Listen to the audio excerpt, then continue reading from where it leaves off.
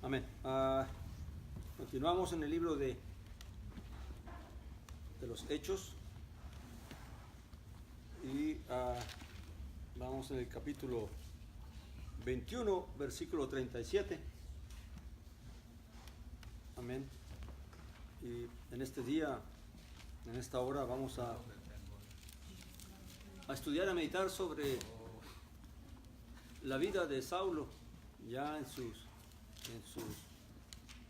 tiempos finales de lo que era, de lo que fue su ministerio hacia los gentiles. Amén. Cuando va a Jerusalén y allí lo arrestan para ya ser trasladado a Roma para ver el César. Amén. Y que sea el Señor guiándonos y ministrándonos por su Espíritu, dándonos entendimiento y revelación de su palabra en esta hora. Amén. Dice el capítulo 21, versículo 37: una vez entrado en la fortaleza, Saulo dice al tribuno: ¿me permites decirte algo? Y él dijo: ¿sabes griego? ¿No eres tú entonces el egipcio que levantó una sedición hace algún tiempo y sacó al desierto a 4,000 hombres de los sicarios? Pablo respondió: ciertamente soy hombre judío, de Tarso de Cilicia, ciudadano de una ciudad no pequeña. Ahora te ruego que me permitas hablar al pueblo. Y cuando se lo permitió, Saulo, de pie en las gradas, hizo una señal con la mano al pueblo. Hecho un gran silencio, se dirigió a ellos en hebreo diciendo: varones hermanos y padres, oíd ahora mi defensa ante vosotros. Oyendo entonces que les hablaba en lengua hebrea, guardaron más silencio. Y dice, y aquí vamos a entender algo que es bueno tener también claridad en esto, y es que claramente vemos que Saulo de Tarso hablaba tanto griego como hebreo. Amén. Pero debemos tener en cuenta que aunque una persona hable otro idioma del que es natural, su pensamiento y su forma de entender y comprender es de acuerdo a la cultura en la cual se ha crecido y ha vivido. Amén. Uno puede vivir aquí en Estados Unidos.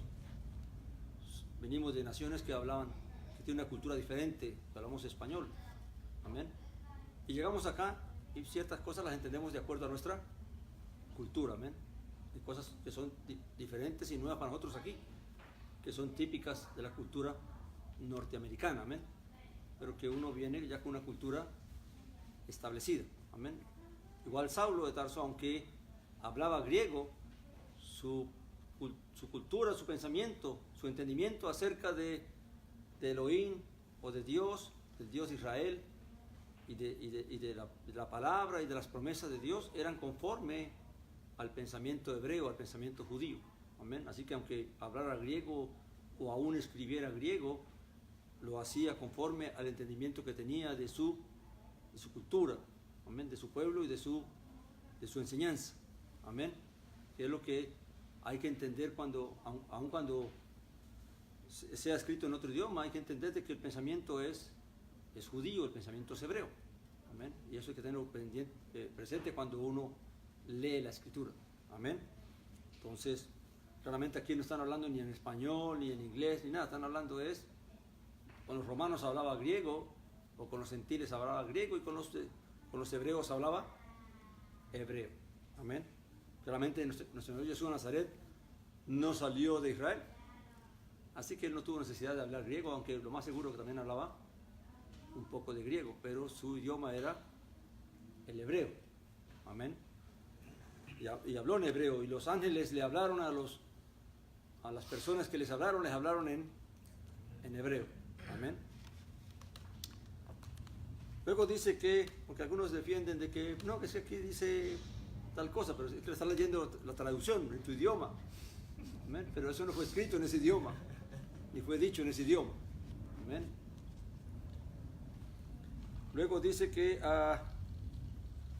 entonces ahora Saulo, vemos que una vez que ya la guardia romana lo libra de la turba de los judíos que querían matarlo, entonces ahora aprovecha la ocasión, ya estando un poquito más seguro, entonces aprovecha la ocasión para poder explicar al pueblo qué es lo que realmente ha pasado.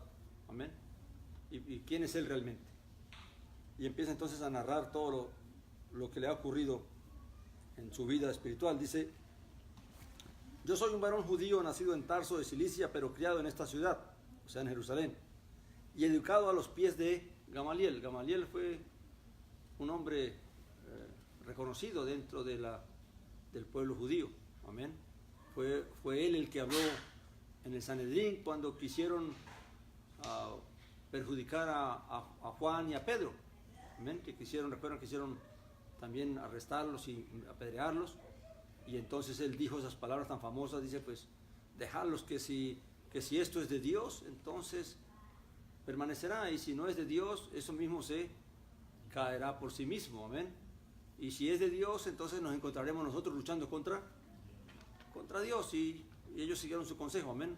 Así que Saulo tuvo un buen instructor, tuvo una persona que realmente era muy temerosa de Dios, de Elohim. Amén. Dice: conforme a la rigidez de la ley central. Quiero hablar conforme a las costumbres del pueblo judío, que estaban establecidas para los fariseos y para todo este pueblo, que realmente habían multiplicado las leyes. Amén.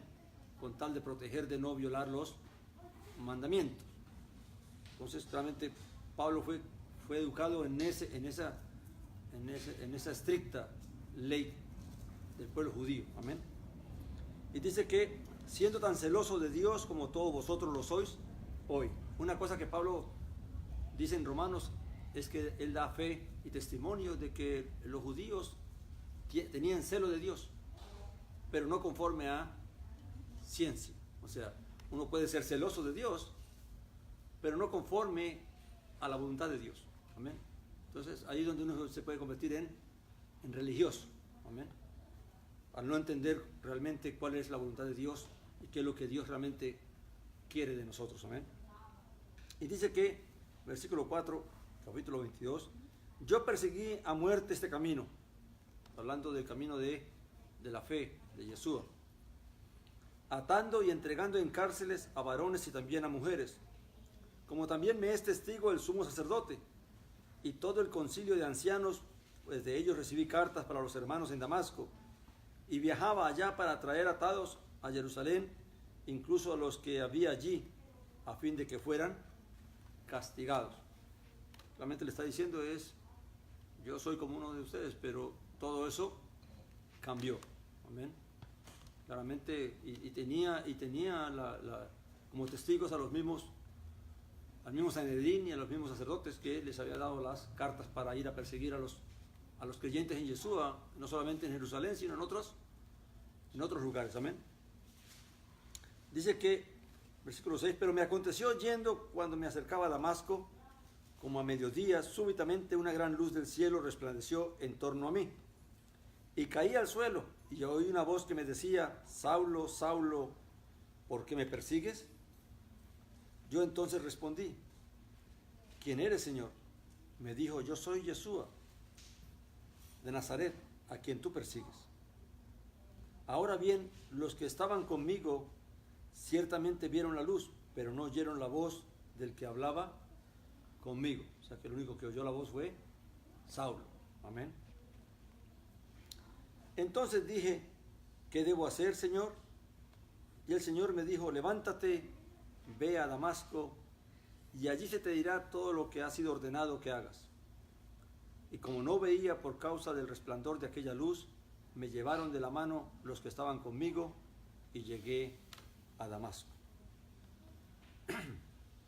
Y entonces cierto Ananías, varón piadoso, conforme a la Torá, que recibía aprobación de todos los judíos que viven allí, vino a mí y acercándose me dijo: hermano Saulo, recupera la vista.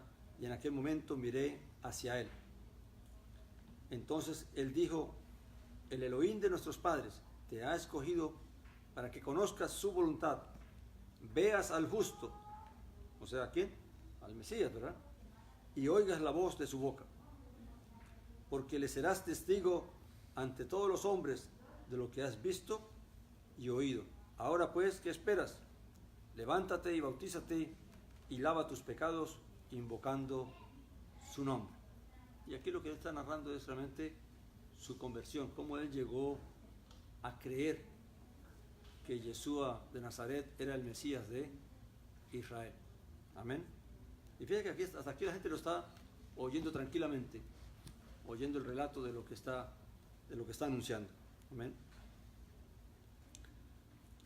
Y me aconteció que después de regresar a Jerusalén y cuando estaba orando en el templo, tuve un éxtasis. Y vi que me decía, apresúrate y sal pronto de Jerusalén, porque no recibirán su testimonio acerca de mí. Interesante, ¿verdad? Que ya Dios le había advertido en aquella ocasión de que en Jerusalén no lo iban a oír. Y así mismo el Espíritu Santo le decía lo que iba a pasar en Jerusalén, y así aún con todo él decidió venir. Amén.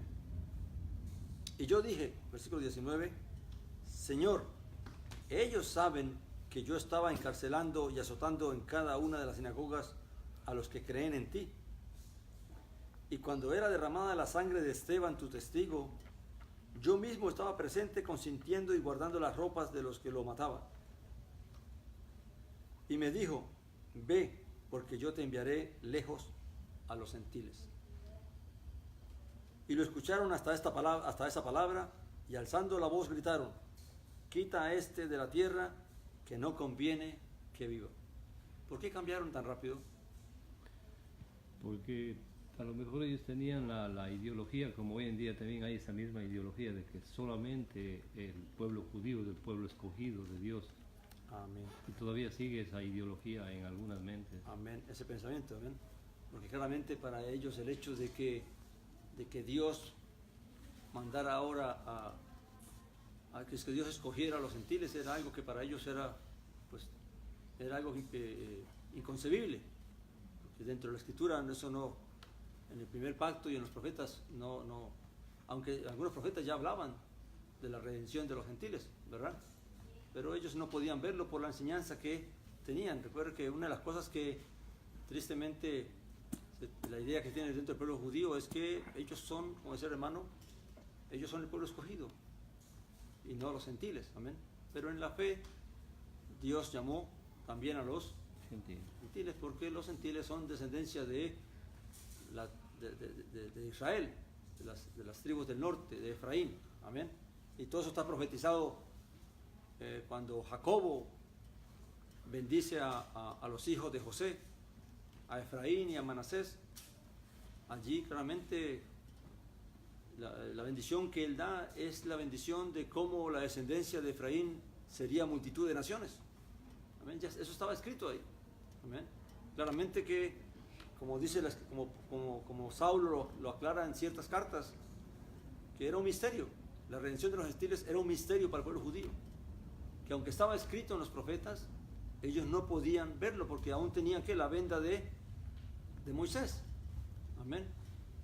Pero cuando creen, la venda les es quitado y entonces pueden ver realmente lo que es la voluntad y la obra de Dios. Pero la redención de las naciones ya estaba profetizada dentro de los profetas. Amén. Los profetas ya anunciaban la redención de las naciones. Amén. Cuando Jeremías, cuando Isaías hablaron de las dos casas, de la casa de Judá y de la casa de Efraín, cuando ya la casa de Efraín estaba esparcida por las naciones, ¿cómo se entiende eso de que entonces Dios redimiría la casa de Efraín si ya estaban regados en las naciones y no volvieron? Claramente tenía que ser a través de la redención de las mismas naciones. Amén. Pero eso, ¿por qué ellos actuaron así? Porque eso estaba velado para los judíos, que no creían. Amén. Pero para Saulo y para todos aquellos que creyeron, claramente Dios le reveló. ¿Cómo le reveló Elohim a Pedro el hecho de que los gentiles también eran llamados? Cuando lo mandó a la casa de Cornelio, ¿verdad? Cuando le mostró la visión y le mandó a la casa de Cornelio y vio cómo el Espíritu Santo descendió sobre Cornelio y su familia que estaban allí. Y entonces entendió que también Dios había dado el Espíritu Santo también a los gentiles. Y volvemos a ver aquí lo que hablamos esta mañana, que hay dos ministerios y que no podemos confundirlos. Amén.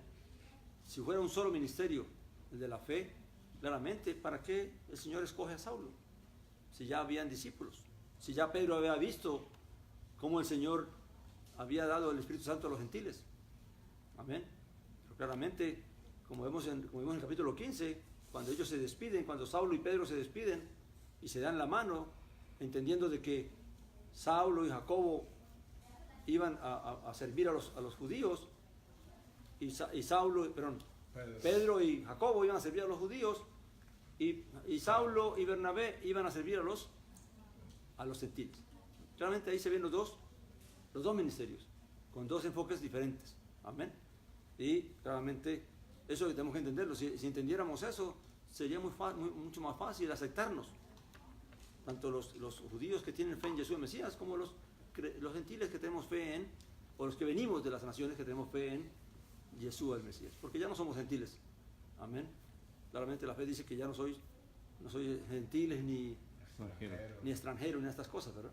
Entonces, pero es bueno poder verlo a través de la Escritura, de cómo el Señor lo preparó y lo hizo. Amén. Luego dice que, ¿a dónde voy, perdón? Donde narra del 23. No, sí. Cuando ellos gritaron de que, y como ellos seguían gritando y agitando sus mantos y echando polvo al aire, el tribuno mandó meterlo en la fortaleza y dijo que lo atormentaran con azotes para descubrir por qué causa le gritaban así. Así que el tribuno no entendió nada. Como dice por ahí, no entendió ni papa. Amén, de lo que Saulo le estaba explicando al pueblo. Amén. Así que recuerde que, ¿por qué ellos gritaron así?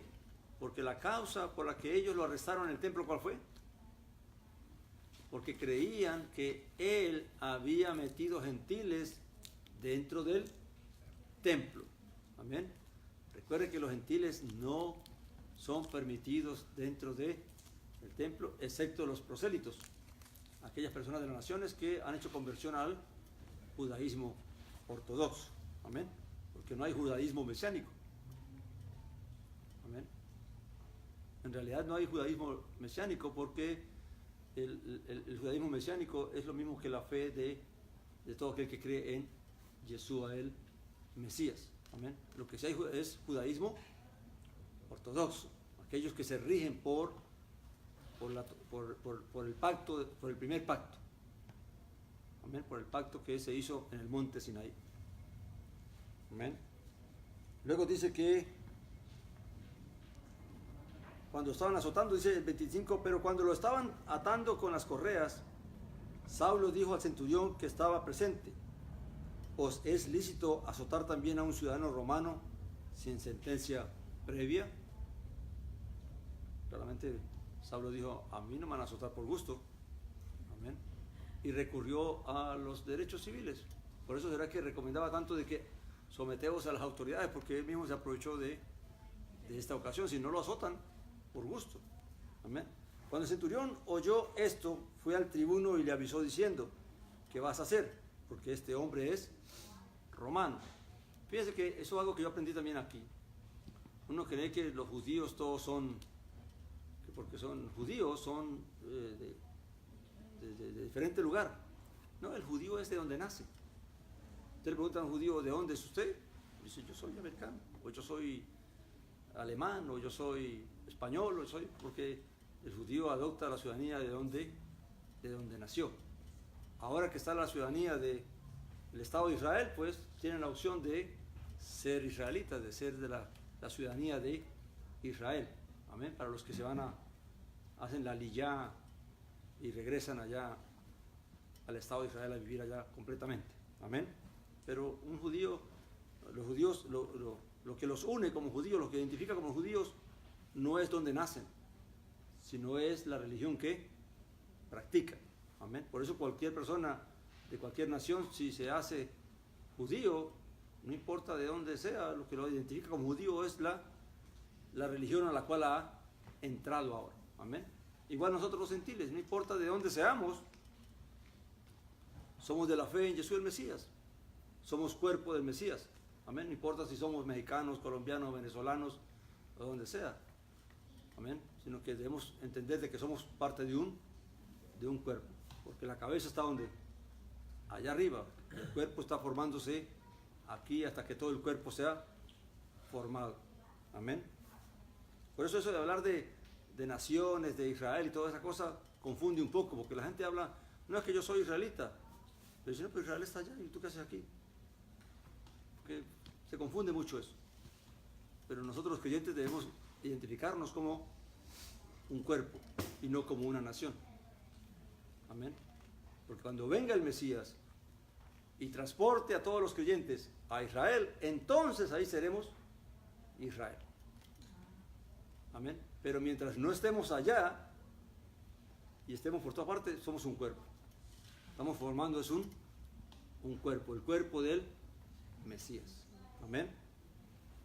Porque hoy en día existe un Estado de Israel. Y la gente confunde ese Estado de Israel con el Israel que va a ser establecido con el reino de Israel. Cuando venga él, el Mesías. Amén. Son dos cosas completamente diferentes. Hay personas que hacen este tipo de aseguramientos. Cuando dicen, hay un dicho que dice que vivir en Israel es como haber guardado toda la Torá. No sé si lo han escuchado ustedes. Eso es una enseñanza judía. Amén. Que vivir allá en Israel, en la tierra de Israel, es como guardar toda la Torá. Amén. Claramente eso no es verdad, porque aunque tú vivas en Israel, si no obedeces a Dios, si no haces la voluntad de Dios, ¿de qué te sirve vivir allá? Amén. Pero para las personas que estas cosas las valoran demasiado, llegan a asumir este tipo de pensamientos, que el hecho de vivir allá porque es tierra santa y todo esto, entonces es como si ya tú hubieras cumplido todo. Amén. Cuando en realidad de nada sirve ni la fe misma, ni decir que tengo fe en Yeshua si no obedezco también, si no vivo conforme a la fe. Es lo mismo. Amén. Nada llega a justificar mi salvación por esto o por aquello. Lo que justifica nuestra salvación es el hecho que creamos en Dios, le creamos a Dios y le obedezcamos a Dios. No importa en qué lugar y en qué situación tú te encuentres, lo que importa es que obedezcas, que vivas conforme, que conozcas la voluntad de Dios y vivas conforme a ella. Amén. Tanto así que si eso fuera así, hasta los mismos judíos, todo el mundo se iría a vivir allá. Pero ¿por qué no se van todos? Claramente porque ellos piensan también diferente. Amén. Dice el 27, el tribuno se le acercó entonces y le dijo, dime, ¿eres tú romano? Y él dijo, sí. Y el tribuno respondió, yo con una gran suma adquirí esta ciudadanía. Entonces Pablo dijo, pues yo la tengo de nacimiento. O sea, el hecho de haber nacido dentro de una, ¿cómo llamaban los romanos? Las regiones que dominaban ellos. Amén. Dentro de una región romana, le daba por nacimiento el derecho romano. A Puerto Rico, aquí, si vivimos como extranjeros y tenemos hijos aquí, pues los niños ¿de dónde son? De aquí, aunque nosotros somos de otra parte. Amén. Entonces, eso se aplica a un derecho que uno es de donde uno nace. Por eso dice que Pablo, ¿por qué Pablo se aferraba, siendo judío y judío de hueso duro, por qué se aferraba a su ciudadanía romana? Porque realmente eso le daba también ciertos derechos. Amén. Y eso no quitaba nada con lo que él era. Amén. Por eso los judíos son de donde nacen, igual que cualquier persona. Amén. Entonces, Pablo apela a su derecho civil romano. Amén. Y entonces dice, bueno, si a mí me tratas, tú siendo romano me tratas como romano. Estos siendo judíos me tratan como judío. Y uno aplica conforme a la situación. Amén. Entonces, claramente él a los romanos le exigió, júzgame conforme a la ley romana. Y por lo tanto, si me vas a azotar, dime, ¿por qué me vas a azotar sin haberme juzgado? Claramente el hombre tuvo miedo porque la ley romana era muy, muy estricta. Amén. Y además que él no era ciudadano de nacimiento, sino que había adquirido la ciudadanía con dinero, la había comprado. Amén. El 29 dice, de manera que los que iban a interrogarlo se apartaron de él al instante, y hasta el tribuno, aún por haberlo atado, tuvo temor al saber que era romano. Fíjense la sabiduría de Dios. Amén. En estas cosas uno no puede dejar de percibir lo sabio que es Dios. Dios no escogió a cualquiera para esta hora. ¿Dios sabía que a este hombre lo iban a arrestar en esa fecha? Claro que sí. ¿Sabía que ser ciudadano lo iba a salvar de esta cosa? Claro que sí. Dios es sabio. Dios todo lo ve, todo lo puede y todo lo sabe. Y no hace nada al azar. No a última hora está buscando cómo solucionar los problemas. Ya todo el Señor lo tiene destinado. Cómo se van a cumplir las cosas, cómo se van a hacer las cosas. Amén. Y es lo que uno tiene que aprender, a vivir en esa voluntad de Dios. Que lo que Dios tiene destinado para cada uno de nosotros, nada ni nadie lo va a cambiar. Amén. Uno tiene que empezar a buscar, a pedirle a Dios, a conocer esa voluntad. ¿Qué es lo que Dios tiene para mí? Amén. No qué es lo que yo quiero, ni qué es lo que yo deseo, ni qué es lo que yo anhelo, sino qué es lo que Dios tiene para mí. Y al ir conociendo esa voluntad, entonces yo voy caminando en esa voluntad. Y al final voy a tener lo que Dios tiene para mí, sea para gusto mío o sea para no gusto mío, porque al final recibir la muerte en manos de los romanos no fue algo que agrada a cualquiera, pero al final ellos recibieron eso como una bendición también, porque el que sirve a Dios y Dios le concede poder participar de los sufrimientos de la fe, si es espiritual entonces se va a gozar. Si es carnal, ¿qué va a hacer?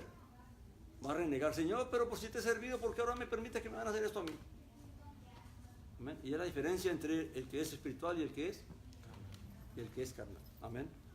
Entonces claramente Pablo apela a su derecho civil romano y se salva de este azote, de este castigo que le van a dar. Amén.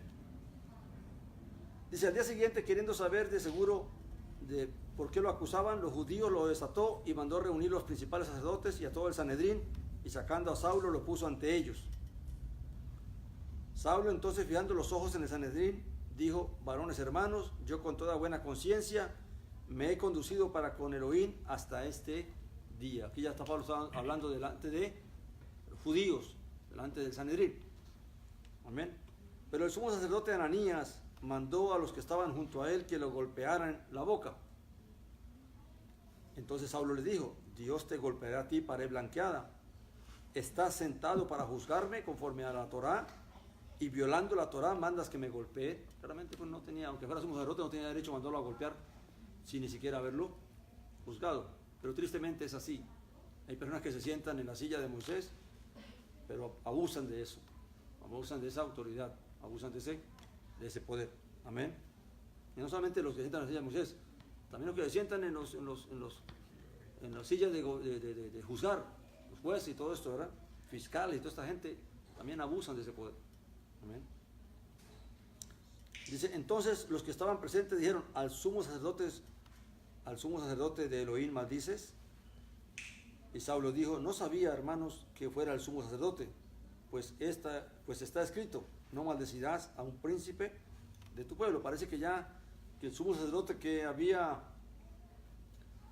enviado a Saulo con las cartas para ir a Damasco ya no estaba más como sumo sacerdote, ya otro había tomado su puesto y Saulo no lo sabía. Amén. ¿Ah?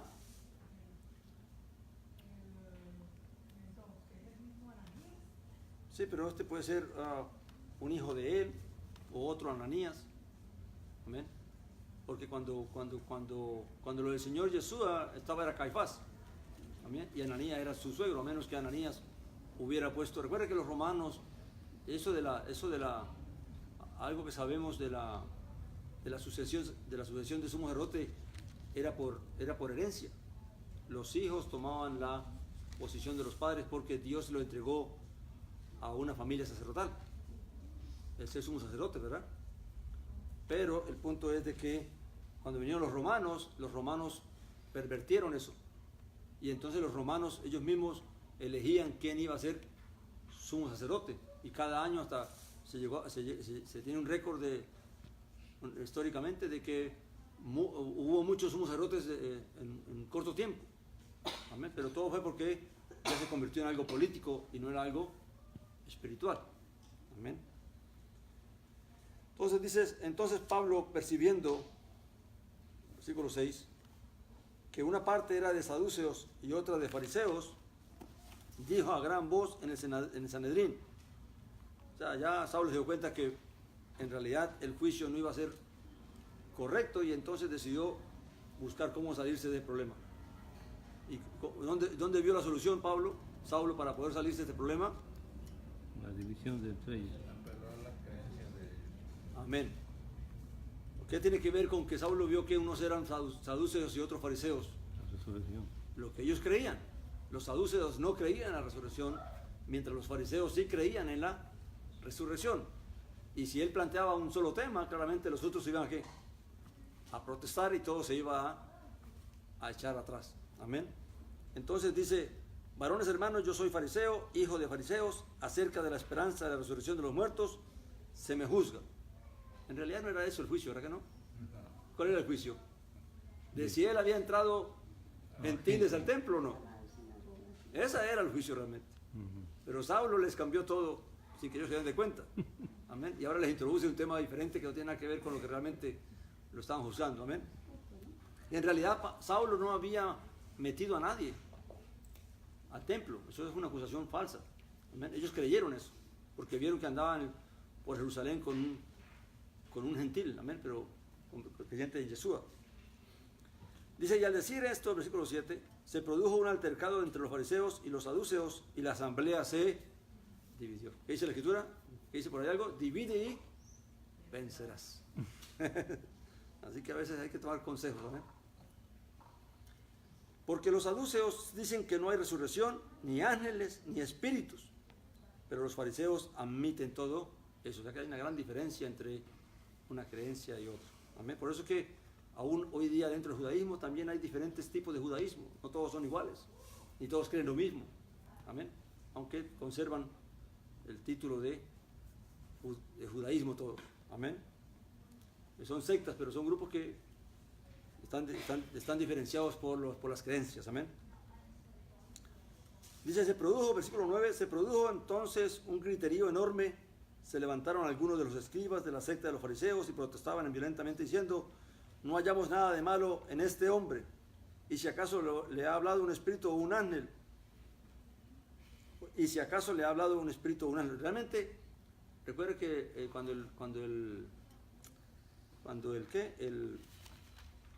este romano, ¿qué era él? El centurión, no, ¿cuál es el título de este romano? No. ¿Cuál? No, el romano que fue a salvarlo. Ay, Señor. El tribuno. Cuando el tribuno lo rescató y preguntó de qué lo acusaban, unos decían una cosa, otra cosa, así que al final eso fue lo que sirvió para que Saulo pudiera librarse de ese juicio. Amén. Y al final ellos en realidad ni sabían por qué lo estaban juzgando. Amén. Sino que Saulo introduce este tema para poderse librar de esto. Y dice: como el altercado arreciara, versículo 10, temiendo el tribuno que despedazaran a Saulo, ordenó que bajara la tropa y lo sacaran de entre ellos por la fuerza y lo llevaran a la fortaleza. A la noche siguiente se le apareció el Señor y le dijo: ánimo, porque como testificas fielmente acerca de mí en Jerusalén, así también tienes que testificar en Roma. Óigame, ¿qué tal si Saulo le hubiera creído a los hermanos y no sube a Jerusalén? Y el Señor aquí está probando lo que él hizo, de haber subido y de haber aceptado lo que fuera que el Señor tuviera para él allá en Jerusalén. Y el Señor aquí lo anima a seguir adelante. Amén. Por eso le digo, creo que hablamos mañana, tenemos que saber interpretar las palabras y las profecías, y aún la misma escritura, porque a veces se pueden torcer según la condición de uno mismo las puede torcer. Amén. Si eres espiritual vas a poder, si somos espirituales vamos a poder entender espiritualmente las cosas, pero si somos carnales lo más seguro es que vamos a darle un giro a las cosas realmente. Y, amén. Y al final terminamos: pero esto es lo que yo creía. No, pero esto es lo que creíste, no es lo que realmente Dios nos quiso decir. Amén. Y al final queda uno sorprendido, como dice la Escritura, ¿verdad? Que muchos en aquel tiempo, creyendo haber hecho la voluntad del Señor, el Señor le dirá en aquel tiempo, no os conozco, apartados de mí, hacedores de maldad, porque uno mismo puede extraviarse, creyendo que va por el camino correcto, como dijo el Mesías, muchos creyendo servir a Dios, os matarán. Amén. Entonces, no es lo que uno crea servir a Dios, hay que buscar verdaderamente, pedir a Dios de corazón que nos santifique en su verdad, que no nos deje desviar ni a derecha ni a izquierda, y poder llegar a entender, a comprender qué es lo que realmente es la voluntad de Dios y cuál es su voluntad para poder vivirla y hacerla. Amén. Dice que, vamos a terminar toda esta porción porque estamos un poco tarde ya. Dice, cuando se hizo un día, los judíos trataron un complot y se juramentaron bajo maldición, diciendo que no habían de comer ni beber hasta que mataran a Saulo. O sea que un grupito se reunieron, se juramentaron no comer ni beber hasta que no lo mataran. Amén. Así que esta gente no era fácil. Y los que hicieron esta conspiración eran más de 40, o sea que no era un grupito pequeño, los cuales se acercaron a los principales sacerdotes y a los ancianos y les dijeron, nos hemos juramentado bajo maldición que no gustaremos nada hasta que matemos a Saulo. Mira hasta dónde llega la religión. Amén. Ahora pues vosotros, junto con el Sanedrín, pedidle al tribuno que mañana lo presente ante vosotros, como que vais a investigar más estrictamente lo concerniente a él, y nosotros estaremos preparados para matarlo antes que llegue. O sea, le iban a tener una emboscada. Amén. Pero el hijo de la hermana de Saulo se enteró de la emboscada y, habiéndose presentado y entrado en la fortaleza, informó a Saulo, o sea, un sobrino de él. Amén. Y es interesante, miren, todo lo que Dios hace, cómo Dios descubre las cosas, cómo Dios, o sea, aunque el enemigo trate de ver cómo hace su voluntad, si Dios no quiere, no se lo va a permitir. Porque si Dios hubiera querido que Saulo muriera a manos de ellos, pues deja que todo esto suceda. Amén. Y dice que, pero el hijo de la hermana de Pablo se enteró de la emboscada y, habiéndose presentado y entrado en la fortaleza, informó a Saulo. Saulo entonces, llamando a uno de los centuriones, dijo, lleva a este joven ante el tribuno porque tiene algo que informarle. Él entonces, tomándolo, lo lleva ante el tribuno y le dice, el prisionero Saulo me llamó y me rogó que trajera ante ti a este joven, pues tiene algo que decirte. El tribuno lo tomó de la mano y, retirándose aparte, le preguntó, ¿qué es lo que tienes que decirme? Y él dijo, los judíos se han puesto de acuerdo en rogarte que mañana bajes a Saulo al Sanedrín, como que va a investigar más estrictamente acerca de él. Pero tú no les prestes atención, porque más de 40 varones de ellos lo acechan, pues se juramentaron bajo maldición a no comer ni beber hasta que lo maten. Y ahora están preparados esperando la autorización de parte de ti. Oiga, esa gente que se maldijo, ¿no? Sí. ¿Qué pasó que no pudieron matarlo? Ahí murieron de hambre. Entonces el tribuno despidió al joven después de ordenarle que a nadie contara que le había informado estas cosas. Amén. Claramente el tribuno pues no va a proceder. Vamos a dejarlo allí, mis hermanos. El próximo Shabbat continuamos con parte de esta. Porque de aquí en adelante vamos a ver. Amén. De aquí en adelante.